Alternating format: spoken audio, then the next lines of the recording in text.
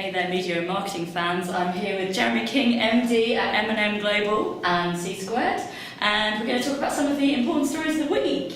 A big news story, I guess, has been Publicis' loss of Walmart. What are your thoughts on that? Yes, I mean, it's obviously a big blow to Publicis. I think the problem you get now is so many clients see the opportunity of trying new things, of wanting to view new things and trying to find that nirvana for consumers, essentially. So there's so much out there in terms of the tools you can use, the platforms you can distribute content on, how you connect with consumers. You know, how do you make that happen? And all of these clients, at the end of the day, have got a certain budget. They need to deliver ROI. They're being run by procurement companies in so many places. They desperately need to find what the best deal is for them. So as a result, they're quite happy to kind of go out and look. I always kind of use the analogy of, you know, you're looking for a pair of shoes, and before you had kids, you would happily go and buy the first pair you saw. Now you will look around in 3 or 4 shops, whether it be digitally or in person, until you find that same pair or similar pair that's slightly cheaper. So there's always that to play on. There's all these issues around how they're being serviced, what they offer. So the options for clients are so big. And obviously it comes on the back of the P&G news, but the good news is for Starcom, they've just restructured, you know, Publicis, they've just restructured. Yeah. They've got Steve King to head up Zenith and Starcom, they've brought Laura Desmond into a client director role. So I think there's hope for them to come back and prove to people what they can do. Yeah. And another story that a lot of people are talking about, I guess, is Apple versus the FBI. What are your thoughts? Because it's quite a contentious issue, I guess. Yeah, it's a very difficult one, this one. I mean, God, you know, first thing you have to say is everyone wants terrorists stopped and terrorism stopped wherever it is across the world. So you would do anything within your power to stop that. I then, on the other hand, totally get where Apple will come from, because the FBI are asking them to develop a piece of technology they don't have that will enable them to hack phones. And suddenly, you've got alarm bells ringing with consumers who are like, oh my gosh, all of my life is on my Apple phone. If I know that the FBI can get into it, I know that they will have everything they need to know on me, what they do with that data. Everyone has seen things like making a murderer, so they're scared about what they do, the kind of digital footprint they leave. Well, from what I've seen of that show so far, it seems like it's waiting people can be stitched up for things they haven't necessarily done. So yeah, absolutely, and you see that being a problem. On the other hand, and not meaning to make it light-hearted, I find it bizarre that the FBI do not have within their ranks someone who can crack open an iPhone. I'm sure they do. If they don't know that, there must be some people on their wanted list or other criminals out there that they could employ for this one role. Yeah, it doesn't seem like it would be that hard, does it? Yeah, but it's an interesting standoff. I'd like to see where it ends off. I'm not really sure what the posturing is about from either side, to be fair. I get, you know, Apple trying to say to its customers that we're not going to let the FBI in. The FBI, I don't know why they haven't been more stealth about it, to be perfectly honest. But then I suppose it's the US and people love going to court. This week, me and Alex are off to Mobile World Congress in Barcelona to meet some people and listen to some interesting talks. Unfortunately, you're not coming. What are the things you'd most like to see if you were going?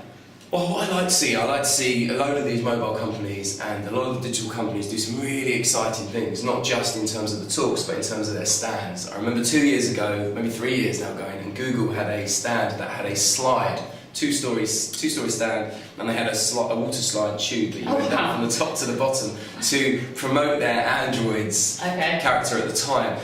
In terms of what I miss that kind of buzz. It's a very exciting show. A lot of the industry are there. You've obviously got heavyweights such as Mark Zuckerberg speaking, which is quite interesting. So it's always nice to know what the industry is thinking of doing in mobile. You've got all your agencies there, so Mediacom's there, Starcom, you've got your heads of mobile, people like Brian Phillips. And then you've also got your mix of the young and up-and-coming entrepreneurs, such as Brian Wong from Keep, who's going to be there launching a new product, I hear, and actually launching a book about how to be a successful startup entrepreneur, which will be quite interesting. Yeah, that sounds great. 24, I believe he is. So yeah, it's a great show, and it's a wonderful opportunity to see how what mobile can do and the role it can play in media campaigns. Because I think still, we've been talking about the year of mobile since 2000, and we're 2016. And I just think we've got all these amazing capabilities, but still we're only kind of just scratching the surface of mobile. So I like Mobile World Congress purely because it brings mobile back to the top of the agenda again, and I think it'll be very interesting. But it is a big show. Around London, there have been lots and lots of posters advertising the Deadpool movie, which has smashed its box office expectations. It's gone massively over the spend of the original movie. People are talking about the adverts, saying that they have really sold the film. Do you think that the adverts are what sells the film, or the fact that it's actually just a good movie? I think it's a bit of both. I think it's very interesting because obviously Deadpool is this kind of anti-hero out of the Marvel comics and the kind of spin-off from X-Men. Everyone had an affiliation or some sort of resonation with at least Wolverine, originally from X-Men. So I think they had to do something quite different and slightly kind of against the trends. And I think it's had a big impact. You can see people are kind of, oh, what's that? Or they've taken notice when they've seen a bus billboard or they've seen an out-of-home digital poster out in Westfield. And what is this? I was intrigued. And then you're right, they go to the movie and it is good because it's, you know what it's like, you always get a little bit cynical of movies that have such amazing marketing backing. What do you think makes it amazing though, this marketing?